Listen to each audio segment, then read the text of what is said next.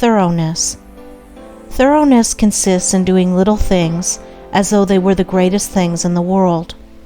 That the little things of life are of primary importance is a truth not generally understood, and the thought that little things can be neglected, thrown aside, or slurred over is at the root of that lack of thoroughness which is so common and which results in imperfect work and unhappy lives. When one understands that the great things of the world and of life consist of a combination of small things, and that without this aggregation of small things, the great things would be non-existent, then he begins to pay careful attention to those things which he formerly regarded as insignificant. He thus acquires the quality of thoroughness and becomes a man of usefulness and influence, for the possession or non-possession of this one quality may mean all the difference between a life of peace and power and one of misery and weakness. Every employer of labor knows how comparatively rare this quality is, how difficult it is to find men and women who will put thought and energy into their work and do it completely and satisfactorily. Bad workmanship abounds. Skill and excellence are acquired by few. Thoughtlessness, carelessness, and laziness are such common vices that it should cease to appear strange that in spite of social reform, the ranks of the unemployed should continue to swell, for those who scamp their work today will another day, in the hour of deep necessity, look and ask for work in vain. The law of survival of the fittest is not based on cruelty, it is based on justice. It is one aspect of that divine equity which everywhere prevails. Vice is beaten with many stripes. If it were not so, how could virtue be developed? The thoughtless and lazy cannot take precedence of, or stand equally with, the thoughtful and industrious. A friend of mine tells me that his father gave all his children the following piece of advice. Whatever your future work may be, put your whole mind upon it and do it thoroughly. You need then have no fear as to your welfare, for there are so many who are careless and negligent that the service of the thorough man are always in demand.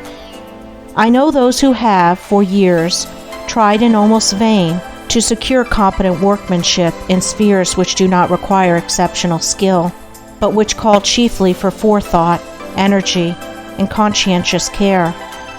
They have discharged one after another for negligence, laziness, incompetence, and persistent breaches of duty, not to mention other vices which have no bearing on this subject. Yet the vast army of the unemployed continues to cry out against the laws, against society, and against heaven. The cause of this common lack of thoroughness is not far to seek.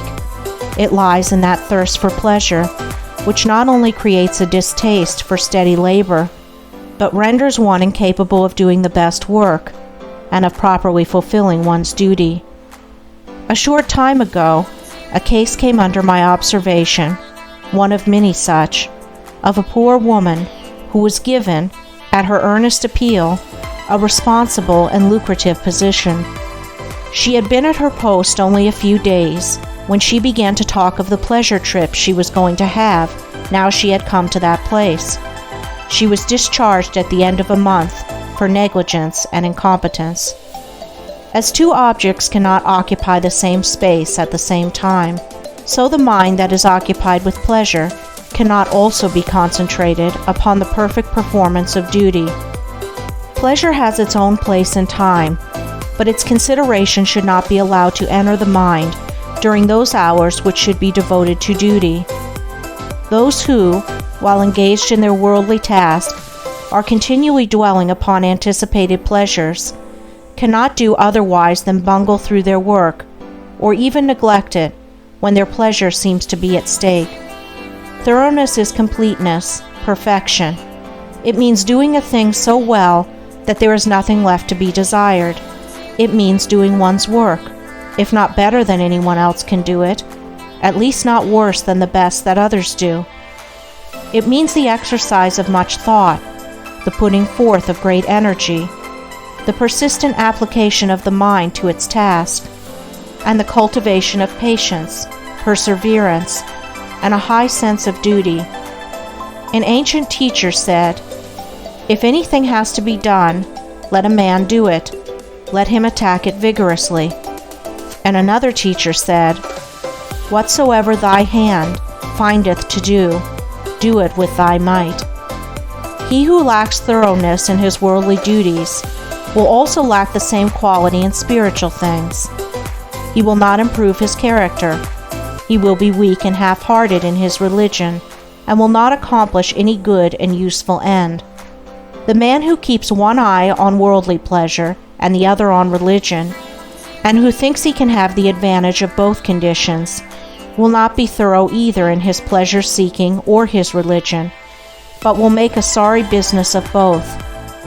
It is better to be a whole-souled worldling than a half-hearted religionist. Better to give the entire mind to a lower thing than half of it to a higher.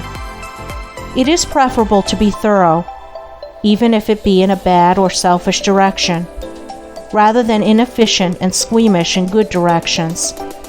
For thoroughness leads more rapidly to the development of character and the acquisition of wisdom. It accelerates progress and unfoldment.